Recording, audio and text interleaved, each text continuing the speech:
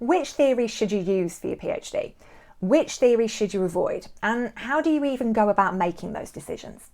In this video, we're going to explore how to decide which theories to use and which ones to leave aside. If we've not met before, hi, I'm Dr Elizabeth Yardley, and in the 20 years that I've been supporting PhD students, I've found a lot of students really struggling with theory.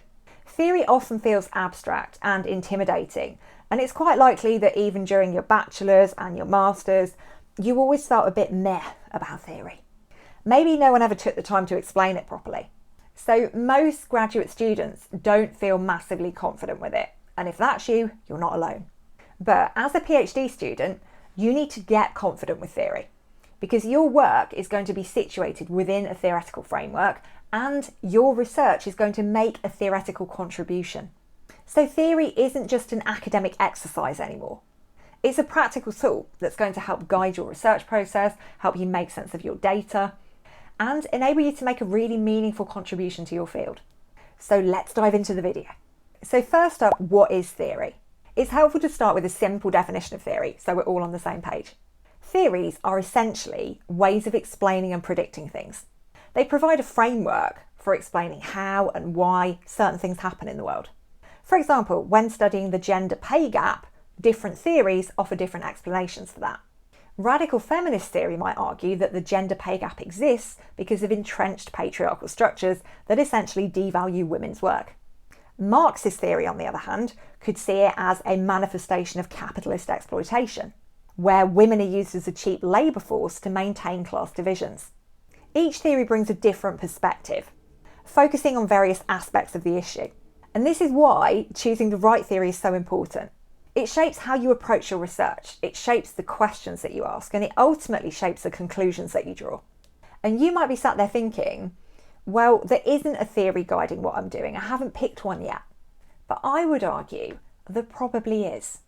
The fact you've chosen your very specific topic to study for your PhD shows that you are leaning towards particular theoretical frameworks, even if you're not fully aware of them yet. What you've learned about theory already, consciously and unconsciously, has informed what you think is important. Now, before we get on with the next part of the video, I want to hear from you in the comments. How confident are you with theory? Not at all confident, slightly confident, moderately confident, very confident, extremely confident? Let me know. This is going to be really useful for me to gauge where you're all at with theory. So when I make future videos about theory, I'll be able to tailor them to what you tell me. So get typing away in those comments. I look forward to reading your answers. So how do you decide what theories to use in your own research? Now, some of you might be sat there thinking, well, look at the literature, obviously. Go and see what theories other researchers have used. And yes, that is a crucial step. But before we dive into the literature, it is super important to be incredibly clear about your own study first. This clarity will allow you to approach the literature knowing exactly what you're looking for and knowing what kind of theory might be helpful to you. So, look at your research aims. The starting point for selecting theory should always be your research aims. Now, if you're struggling to define your aims or you don't feel massively confident about them, I've got a video that's going to help you with that, and I will pop that on the screen right now. Your research aims are the blueprint for your study. They outline what you're trying to achieve, and they will guide your entire research process, including your choice of theory. So take a moment to break your research aims down into smaller, manageable parts. Ask yourself, what specific outcomes am I looking for? What are the key elements or factors or variables that I'm interested in? By doing this, you'll start to see which theories naturally align with those things. For example, if your aim is to explore team dynamics within the HR department of a company, what specific elements of team dynamics are you interested in? Are you focusing on how team roles evolve over time? How leadership styles impact on the cohesion of teams? What factors contribute towards effective communication within a team? If you're interested in how team roles evolve, a mid-range theory, like Tuckman's stages of group development, might be a good one for you. This theory provides specific insights into the phases that a team goes through: forming, storming, norming, performing, and adjourning. It can help you analyse the interactions and the development within that particular team, making your research more focused and coherent. On the other hand, if you're more interested in how individuals within a team negotiate their roles, you might want to go for something like role theory.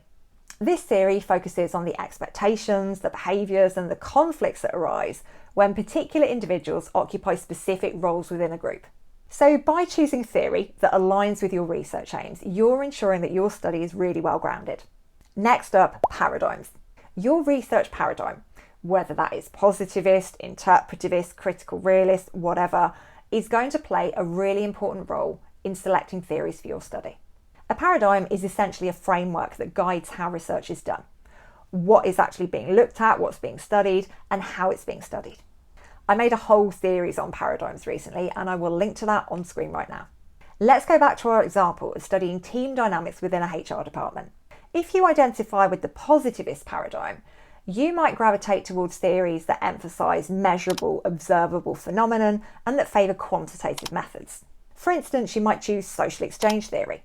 This essentially focuses on the cost-benefit analysis that people make during social interactions.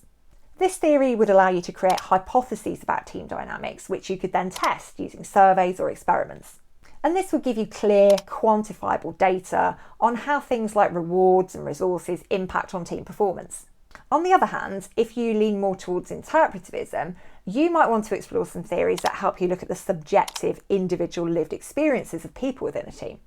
Role theory could be a really good choice here as well, especially if you're interested in how specific roles are negotiated among team members, like leader, an innovator, and mediator. And this kind of approach focuses on how people make sense of their responsibilities within a team, and how these roles impact upon communication patterns and dynamics. So understanding your paradigm is really important because it makes you conscious of the lens through which you're looking at what you're studying. And that in turn is going to steer you towards particularly relevant and helpful theories. Once you've clarified your research aims, once you've considered your paradigm, it's time to dive into the literature. This is when you start to see what theories other researchers in your field have used, how they've applied them, and what insights or critiques they've generated. And here, you're not only paying attention to what theories have been used and you're just listing the theories that other researchers have drawn upon. What you want to be really conscious of is looking at how those theories have been applied. Because often, the most valuable insights come from seeing how a theory has been used in practice, looking at the challenges that might have arisen and how researchers dealt with them. Ask yourself, which theories have been most influential in shaping understanding of this topic? How have these theories been adapted or modified in different studies? Are there any gaps in the literature where a particular theory hasn't been applied, but it might offer some valuable insights? So to revisit our example, you might come across social identity theory, looking at the extent to which somebody identifies with their team and how that then impacts on their behaviour and their performance. But then you might find that that theory kind of overlooks the contextual elements. It doesn't account for how the wider company, how the broader organisation has an impact. So then you might consider integrating it with another theory that actually addresses this gap, like organisational behaviour theories. Don't be afraid to look beyond your immediate field as well. Sometimes the most innovative theoretical frameworks are interdisciplinary ones. For example, you might find that self-determination theory from psychology offers some really useful insights into things like motivation within teams. And that might complement theories that traditionally come from business studies. Lastly, you need to make sure that you're evaluating relevance and applicability. As you review the literature, evaluate the theories you encounter. And remember that just because the theory is popular or fashionable or trendy or highly cited, that doesn't necessarily mean that it's going to be the best fit for your study. Let's say you come across contingency theory being used to evaluate leadership within teams.